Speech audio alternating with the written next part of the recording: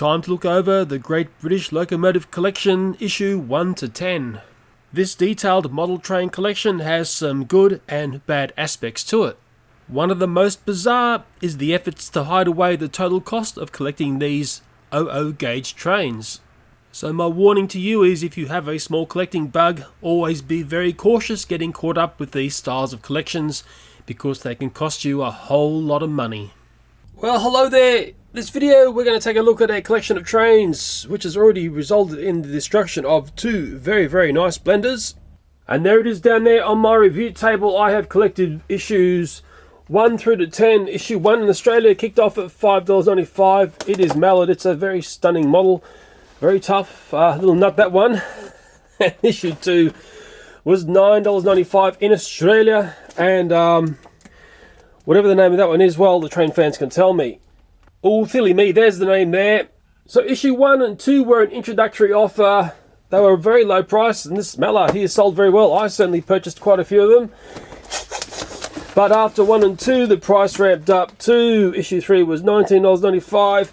Issue 4 was the same, 5, 6, 7, 8, 9, up to issue 10, $19.95.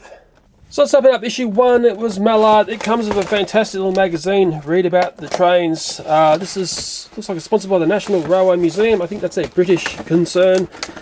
And the one thing I will say is the two Mallards that I've already opened that have gone through blenders at my place, basically the models came out broken from box.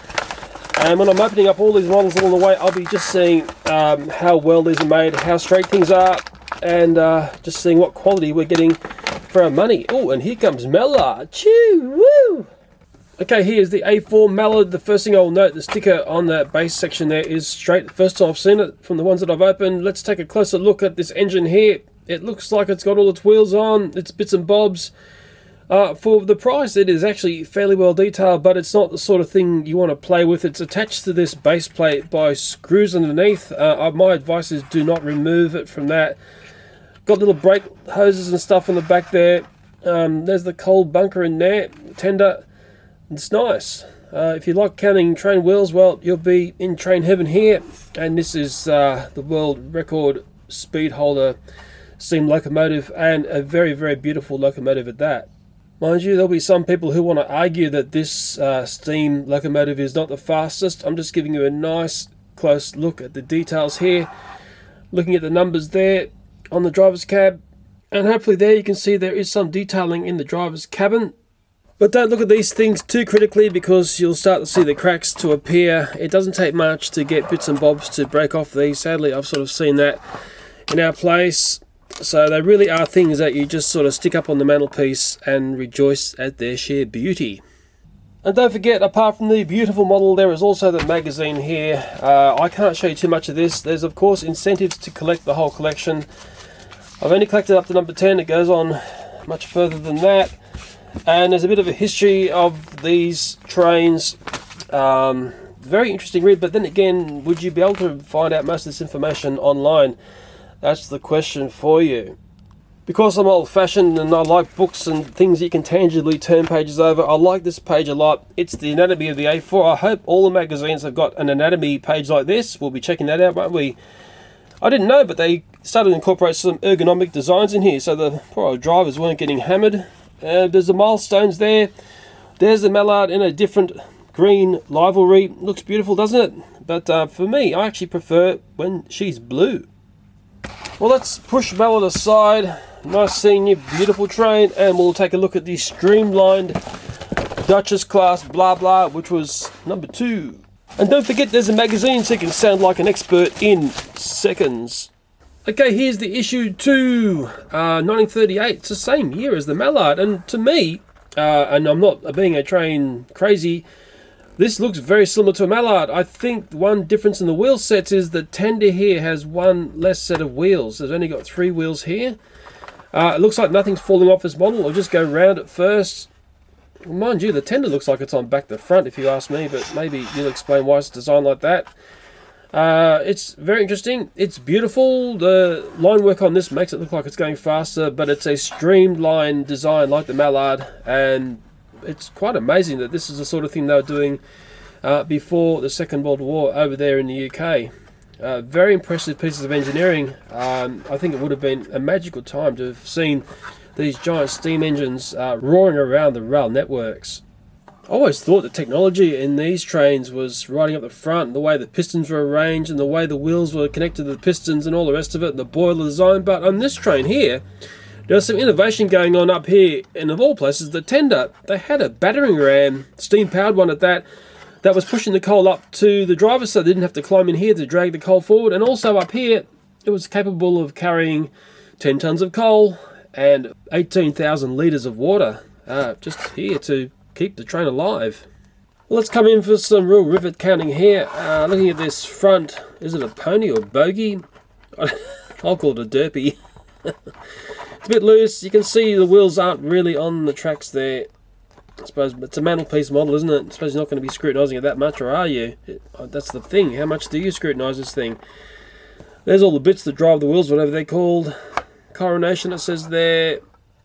Yeah, it's got some rivet details up to the cab. Inside there, the cab is detailed like Mallard. Just looked at the tender and spoken about it, only because it was in that fact file in the book, so I can sound like an expert even though I'm not. Going down the other side, it looks like it's all there. I can't see any bits dropping off this. Yeah. Sort of impressed, and that was issue 2. Well, there's a page there that made me sound like an expert even though I'm not. It looks like that this very important page is going to be across this whole series. Oh yeah. So from this model here you do get a feel of the glory, the grace and the sheer power of this large locomotive. If I push issue 2 in against issue 1, which was Mallard, they got the same era on both those base plates. Boy oh boy, does that look impressive. So maybe the trick to collecting these is don't buy just a couple, but to buy lots of them, and once we get a whole lot of them together, it's going to look mighty impressive. Well, our next one is issue 3. It is the Flying Scotsman A3 1923. So by this issue here, we've ramped up to the full price. Get rid of the magazine first. Very messy, wasn't it? And we will get the choo-choo out of the box. And there's actually something I read in the Blender video I did, was the fact that this is not suitable for children under 14 years old. It's just on screen there. I'm just struggling with the box a bit. Come on. Out you come. I'm not going to put you in a blender, I promise. Okay, yeah.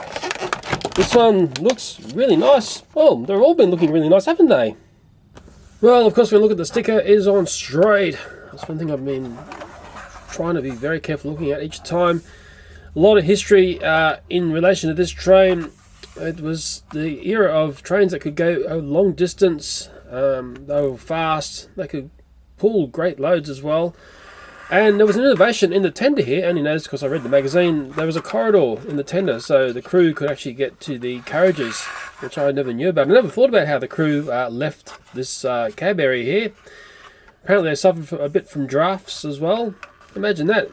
If you're up in the cold, mind you, right next to a great big fire, aren't you? But still the draft would come in and probably make driving these trains a bit of a hellish affair. Well, these flanks or flutes, whatever they're called, on the side of the boiler, I think they were there to basically channel the ash and smoke up and away from laying low on the train here. Obviously, before streamlining came in, and I think if you can ask me, well, Leo, what would you classify as a classic-looking steam locomotive? Well, I think I would say, well, something like this, because this is the sort of thing I would see as a Hornby model. So often, when I was much, much younger, I mean, you still see it today, represented in train sets. Just peeking into the driver's cab there, I can see the driver's seats there. So when the driver was sitting on his seat, he would have been right next to the window here. Or just tracking from the back of this train, we're on the tender's wheels there, and you can see the spring details, little bits of red detailing as well. There's some steps there that go up into the driver's cab. You can see the plate there between the tender and the driver's cab there. I mean, it's got enough detail there, enough not to disappoint you. And of course, always you're paying for detail on things like this. There are the connecting rods, the pistons there. I hope I'm right there, I really don't know. And there's very, very fine detail on the front there. So by issue 3 here, you're paying the full price. I can't see anything dropping off this. It is nicely detailed for the price. Yeah, very nice. The book also, as it always has been very informative. If you know nothing like me, you'll learn a lot about these trains. And possibly the real train magic and glory starts to happen when you get a lineup like that. the next issue is issue 4, the Churchward 2800 class. It's some black locomotive that I've got no idea about. Okay, better free this one from the plastic prison. It says 1918, so we're sort of stepping back in years as we're going along, aren't we? Which is a little bit strange, but hey, maybe someone can explain why. Wow, this is a black beauty. Okay, well our sticker is on straight. Churchward 2800. What do I know about this? Absolutely nothing apart from what I read. This was at a time when they needed steam engines to be more powerful because, well, the world was getting busier and busier and more industrialized. Now, for some reason, this model here doesn't seem anywhere near as well detailed or refined in detail as those previous 3 models. Now, I'm starting to wonder why. Maybe look down on the wheels here. Notice I haven't cut out around the spokes. I'm looking at the pictures of this train and it has basically spokes, but the other trains are all nicely detailed. This one isn't. So I wonder why this train was given less detailed servicing versus the other ones. Make a point of this. There are the wheels. You can see they're solid. Okay, let me show the previous model. And there's a Flying Scotsman, and it has got nice spokes, which are hollow, and all the other trains before this one also had the same detailing. So from here on, I'll be looking very carefully at the wheel detailing, and probably by now, I'm up to episode 4, you would have been addicted to collecting this. A lot of this collecting stuff keys into a certain part of your brain, and I'm pretty sure the people who make these collections know all about that. Let's retire the workhorse that was the 2800 locomotive, and we will get into issue 5, which is a 1934 Class V.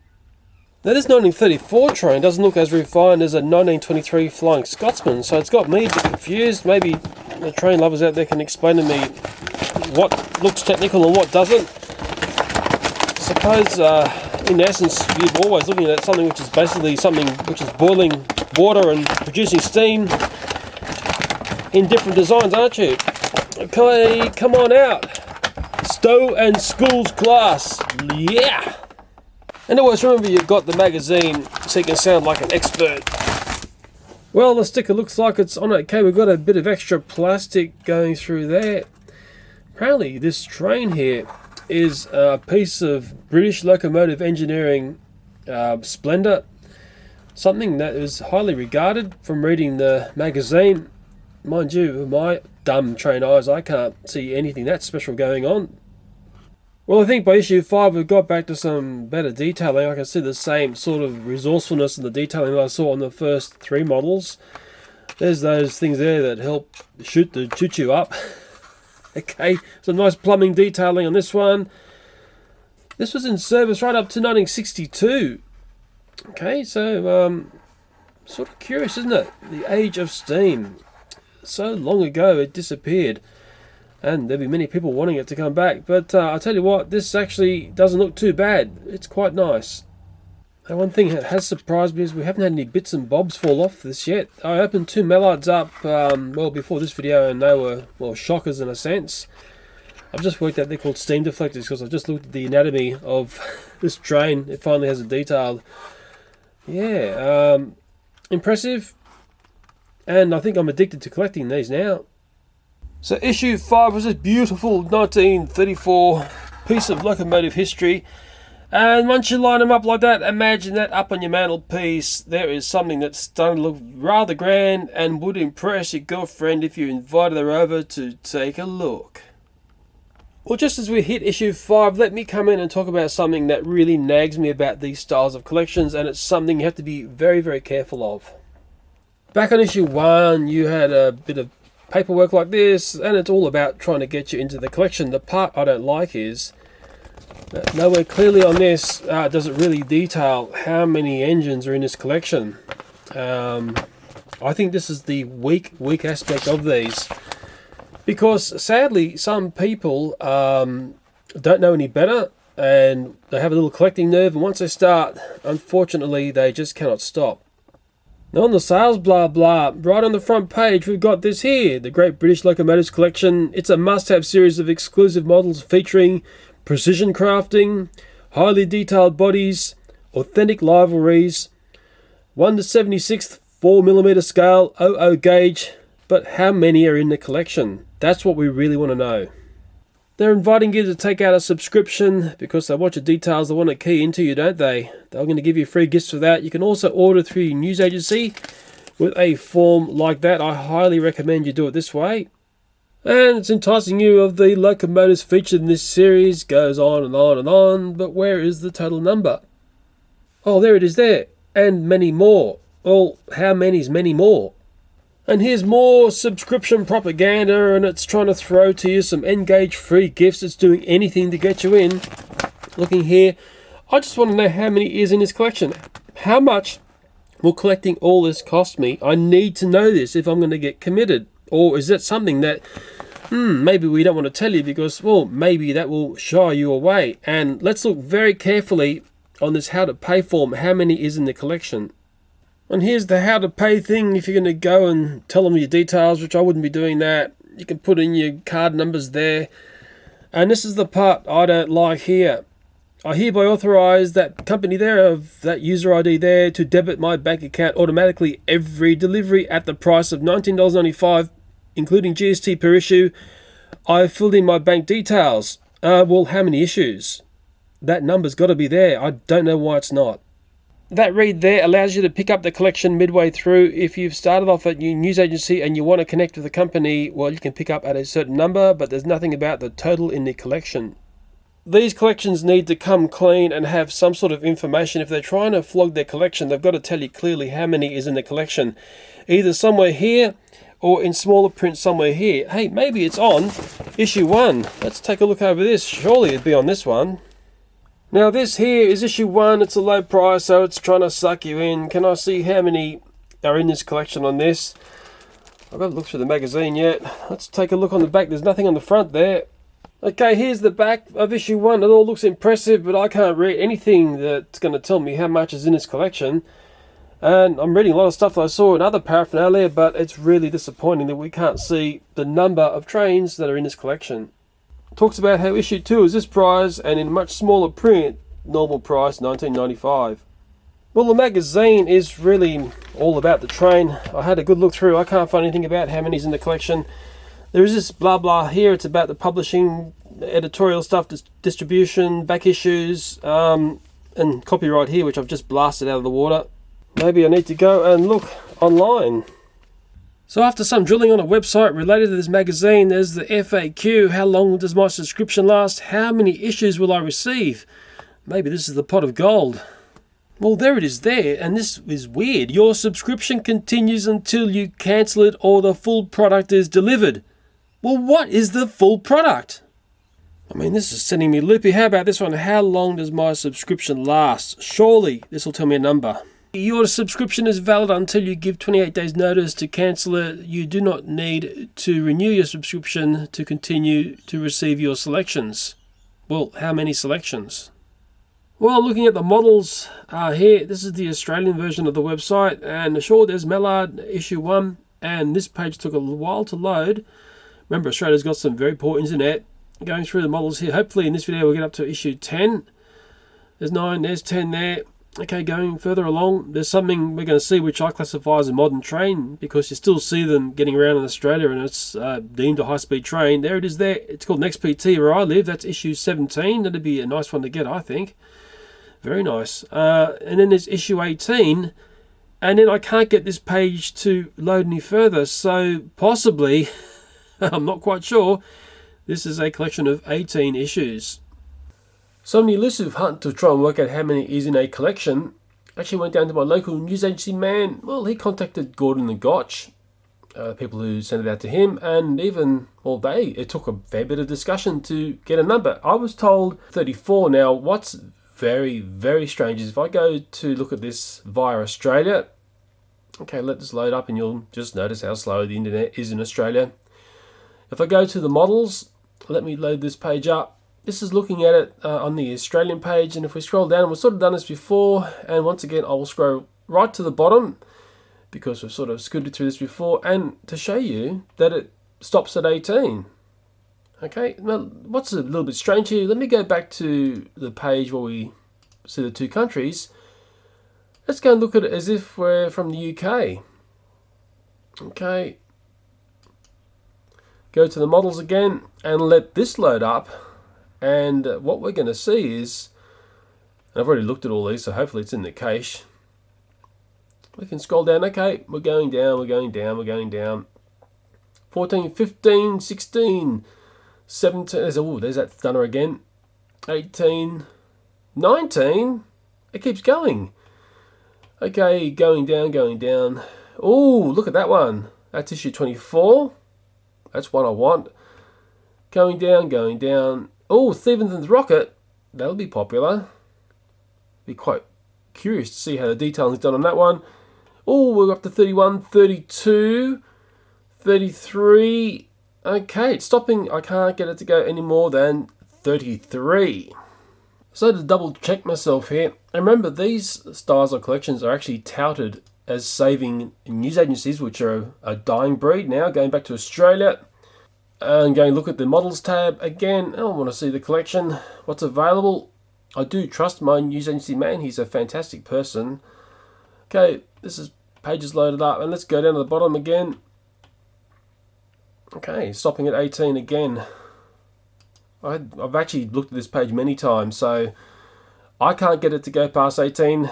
News agency man tells me it goes to issue 34. And then I looked at a lot of model railway forums, and what you'll find is the most common question is how many issues are in this Great British Locomotives collection. It seems to be held as a mystery, and I think we're all starting to ask ourselves why. Well, sorry about that if it annoyed you, but I'll tell you what, I wanted to make a point there. Okay, issue 6. What have we got here? It's the Evening Star, and I think the Evening Star's got some problems because I can see a broken bit right there. So it's Evening Star 9F class 1960. Man, this has to be right up near the end of Steam. Hey, was this the end of the era? I wonder if that magazine will tell me if I can get this out. I have been very impressed with this. That is the models. I'm not impressed by the fact that it's so hard to work out how many's in the collection. Even then, my number might have been totally wrong, but hey, look at the wheels on this thing. Whoa, what a train. Well, we're looking at the sticker there. Oh, it's a little bit crooked, but we'll let them off, hey. It says in the fact file, this is in service 1954 to 1968, so I'm not exactly sure whether 1960, maybe it's because of this class. My rail fans have told me this is very nice. It's actually quite a weighty model, this one. A lot of weight in this one, probably because of all those little wheels. And we'll just scoot up the other side. We can see it's got the detailing that this collection has been quite nice with. Remembering these are fairly inexpensive models for the detail you're getting, and we're coming up to the problem area where we've lost our, and I've forgotten the name of it now, the wind doodah. A little bit of super glue, and I'm pretty sure I could make it like new. And I think the very different design aspect to this one, and I don't quite understand why, is this has got like little small wheels, that is versus the Mallard, and that's the Flying Scotsman, and lots of them. Well, that's come loose, hasn't it? Well, a bit more glue on this one. This is a Friday special, but I have been a good boy, and I have glued back on the smoke deflector that had come off there. So there we are, it's back on. You know, the part I don't understand with steam engines is that this, to me, apart from the wheel size, doesn't look that different to, say, the Flying Scotsman. Or am I being totally simplistic there? Is a technology in this train here that the Flying Scotsman never really had? Or are we just dealing with the time when the steam is ran out of puff and the diesels are about to take over? Well, I like this one. Did a bit of repair work, but hey, I was half expecting that. Let's retire this 1960s class 9F, and let's get into something a little bit more devious. And it's a English electric Deltic, and it looks stunning. Wow, pop goes the weasel. I've actually got one already unboxed. My son saw one of these at the news agency and he started screaming. He just loved the look of this train. In a sense, it is very much the look of a classic diesel locomotive. And this is his one that we have inside. This is the one he liked. He seemed to be far more impressed with that versus those steamies up the back here. But hey, I want to take a look at this one in the box here, so let's rip into it. From what I can work out, obviously England has an incredible history, or rail history, and sadly they cut up far too many of their steamies, but I think they've worked out by now they've got to look after the gems like this. Okay, the sticker looks okay. Diesels, hey, there'd be some people thinking, oh, we don't like this collection because it's got a diesel in there, we're steam heads. But hey, yeah, I think most people would regard this as a very important turning point in British railways. There seems to be a lot of history with this train from reading the magazine, and there's so much of it, I mean, I can't get it all into my head in the little bit of time that I'm talking here. I think on this one, maybe the painting, being critical here, sorry train collectors, it just looks a bit, well, not crisp, isn't it? It's been blown out a bit there. You'd want to have a nice fine line. Don't quite like that, so the painting here is a little bit sad, because that's, you know, if it was painted nice and crisp, it would be a much nicer looking model to look at. So inside this was two Napier 18-cylinder diesel engines, and there was a generator as well, and I dare say this thing would have chewed through a fair bit of diesel fuel to get its work done. And speaking of diesel fuel, the fuel tanks are under here, so that would be fairly sizable, because I'm pretty sure this is not a small train. And also we can take a look at the bogies here. It's funny when I see ones like that and I see the model trains like this. I remember they used to have trouble those on the Hornby track when they were models. And just like the steamies, we've got the thing in the magazine which shows us the anatomy of the Deltic. One of the big differences between a steam locomotive and a diesel, apart from them being two totally different systems of energy, is where the drivers sit. On a diesel, the drivers all of a sudden had a front row view. They could see clearly what was coming along the track. Whereas on the steamies, well, the driver sort of had to rely on very small windows or hang his head out the side here to see what was coming. So all of a sudden, the drivers sort of had a very easy job driving the trains. That's the one I unboxed, but remember my son enjoyed one from the shop, and we can start to see, well, what's going on here. The painting on this one's a little bit ragtag, but on the one my son grabbed, it's even more so ragtag. I think this is the letdown on these models, and these models versus the steamies rely on this style of paintwork. Again, the duck-faced front on my son's one's a little bit raggy there. It's not nice and tight. If it was done properly, it would make such a big difference looking over this model. I can't really see much else different there. It really came down to that, well, fluffy painting as I'll call it. Well, look at that, I can drive the diesel and it's going to be parked in over there next to the steamies. Our next issue is issue 8, and it's a 1947 Class 5 empty. Coming in for the unboxing. For some reason this is reminding me of something, but just at the moment I can't quite recall. Ooh, this is a stunner, but I've got a funny feeling that the wheels in this one, we're getting back to the lack of details. Always remember, you've got your magazine. I need to open this because I know nothing. Okay, well, the sticker looks okay on this one. Aren't these the trains that Simioski, isn't this one of the models that was one of his characters? Or am I going totally mad? I only say that because when I saw that there, that's reminding me of something I saw, I'm pretty sure Simioski had on his stuff.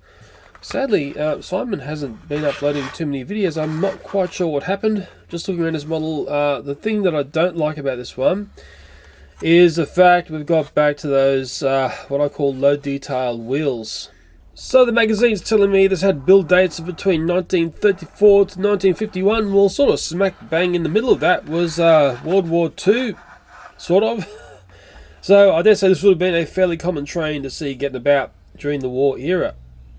Yeah, it's sort of sad there's been a few of these models that come through and we're just not seeing the attention to detail that other models seem to get. Also got a little bit of loose stuff going on here. But then again, there's nothing falling off. I mean, I have seen people writing blogs about this train series and they talk about opening up things and stuff just flying out. Yes, I've seen that, but I've only seen really one completely loose piece so far in this video. I would think it was Tenacious Trains was one blog I was reading. I might put a link if I remember in this video, but nevertheless, we've got the cabin detail there. Well, the Black 5, well, it is what it is. That's what you say when you know nothing about trains. The beautiful black Class 5 MT was issue 8, making a very spectacular lineup of trains now. As I go along there, I think this is where the glory of collecting these is. If you could put those up on a bookshelf somewhere, well away from the children, because if children get into this, they'd rip into them and they'd be in pieces in seconds. I can guarantee it. Next is issue 9, City of Truro and the City Class. This is an old engine here, 1903. Coming in for the unboxing on a train I know nothing about, but we are just looking at details and what you get for your money. Come on, has anyone added up how much this has cost so far? I'm not even trying to think about that. Come on, you old beastie. Let's take a nice close look at what's going on. Okay, well the sticker is, well, we'll say it straight, it's a little bit crooked. But hey, apparently this is a Great Western icon. Just had a bit of a read. This steam locomotive had spent a little bit of time in a museum and then it was returned to steam, so obviously it's a much treasured item. The magazine's telling me it was in service between 1902 and 1931. We can see what's different with this one is we've got a big open driver's cab there. We can clearly see the amount of detailing that's afforded to these. It's about the same on every train. The fact little levers and stuff are painted up is the same across every train. The coal bunker details has been pretty much the same across every train, apart from Deltic, of course, because it doesn't have any coal. But what is a little bit sad on this one is the fact that we don't have the spoking details. I don't know why some trains have that and others don't. There'll be someone out there who can explain the reason why. But nevertheless, this very old styled, and maybe some people will say, well, it's a very classic looking steam train, doesn't disappoint considering how much it costs. I think that's always got to be the thing you've got to say. Well, in essence, for all this detail, I didn't really pay that much money. Apparently, one design feature that was new was the tapered boiler. It's in this section here, so it's a bit skinnier down here than it is up here. Maybe a bit disappointing is this great big metal, how would I say it, subframe that sort of holds the model together is fairly visible on this train. As I look at across to the magazine, this thing isn't actually part of the train, it's just part of the way the model has been built. And looking up the rear of the tender, it's also visible as well. It's a great big piece of metal. It has been strange. I have been very impressed with some aspects of these fairly inexpensive, well-detailed models, and then there are other aspects that start to disappoint, and maybe the audience will have a few other words to say about them. Well, the magazine speaks about this engine doing 100 miles per hour, also speaks about being the Great Western icon, and also says that it's basically only one left, and you're sort of very sad to hear that with such incredible machines, and thinking of only one left. I'm up to issue 10, and it's a 1920 Gresley. Ooh, the unboxing of this K3 and K4, it says in the magazine there, whatever that means. I don't know, I'm just looking at detail. I'm trying to think how much bang for buck I'm getting with these models and how impressive they are when they're all lined up as a collection. Ooh, yeah! Look at that one, it's a nice one. Okay, the sticker looks okay, but I think there's a problem here with the cab. There's some sort of gap developing there. I suppose I could come along and fix that, couldn't I? Maybe we can have a look at the cab if that comes off, I don't know. Had a bit of a look in the magazine. Apparently only one of these somehow survived the cutting torch. I just can't believe that. I mean, what were people thinking when they were cutting all this stuff up? Was it scrap metal worth more than the memory? And sadly, I actually thought it was half impressive, but now I look, we've got the no detailed wheels. Like I said, I don't understand why some of these engines have got nice details and others have, well, lackluster. Let's see, I think this had 3 pistons, is that right? Looking along the top here, Sole Survivor is one of the chapters in the book. Very, very sad to see. Well, we'll scoot around at closer detail. It sort of says there are only 6 of these built. And does this train have a direct relationship to Mallard? Is it the same designer behind this and Mallard? Because I know nothing about trains, I can only sound, well, semi-smart from reading that book, but I'm sure my audience would know all sorts of things about trains like this. Sadly, I don't know much at all. That's the detail there in the driver's area. It's been the same sort of detail across all of these. And like I said before, I think this piece would potentially come off, wouldn't it? It wouldn't be too hard to glue this all back on, but yeah, I can see how it works now. There's a clip down here. If I pulled it hard enough, I could probably separate that. No, it's not going to do it for me. It's plain hard to get. But in seeing this will lead us to a very important thing that I'll hopefully show on my YouTube channel, where I will show you how to use these models in a very different way.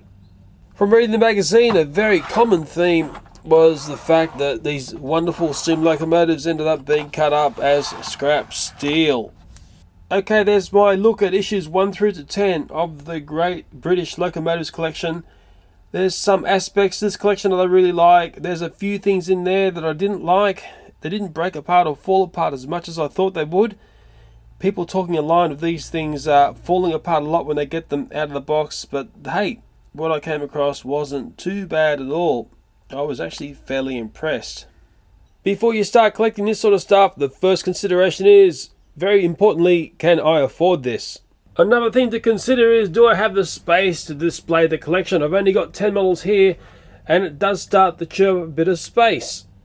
If space is an issue, maybe you should consider collecting this series here, Locomotives of the World. So we're getting stuff which is outside the British Empire and all sorts of other things, and this one is authentic end scale. So we land an authentic end scale there, and if I go back, we can see how small that is versus the other 00 gauge trains. This smaller series of trains was $14.95 in Australia, and me personally, I think I'd go with this one. I think the other ones are just a little bit too big to be displaying in the house. But if you're out to impress the ladies, well, something small isn't going to do it. Get rid of that, and you want to show your nice big trains. If you had a man cave, maybe you could be very creative in the way you display these, but you do need a fair bit of space if you want to give these things the proper viewing that they need. And if you're going to ask me, Leo, pick out some favourites of yours, well, how could you go past Mallard Series 1 because it was cheap? And for the fact that it's beaten 2 blenders on my channel, I don't think anything else in the world could. As a second choice, I don't know, the Flying Scotsman. Maybe because I've seen it as a Hornby model so often, there's something iconic about that look. And as a third choice, well, it's really not that hard for me, and I'm going to go with the way my son saw these trains, and I'm going to pick the Deltic. Very nice to see a diesel in this series of trains. They're my 3, that's what I've chosen, and there's another thing about the Deltic is just how large it is. It's not until you see this in scale versus another engine. And let me just pull up Mallard here, because I'm sure this in no way was a small thing. Okay, so the same scale here, and then you'll start to see, wow, that Deltic diesel is huge.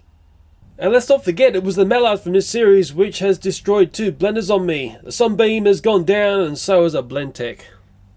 I know a lot of rail fans wouldn't look at my other videos, but that's what happened to Mallard when I went through the Sunbeam. Nasty, nasty, nasty. But the Mallard won in the end because the blender died, and this is what one looks like after it's been through the Blendtec. I think the Blendtec did a fair bit more munching and crunching, but mind you, the Blendtec actually suffered a fair bit more jug damage. Well, I better leave this video here. Just be very careful if you're ever getting caught up in these collections, and always remember you can get out of them. There's no thing where you're locked in forever. I hope you enjoyed this video. I hope it's taught you something about this collection. It's not too bad. You know, I heard a lot of bad things about these, but what I've seen isn't as bad as what I've heard. As always, thanks for watching, and bye for now.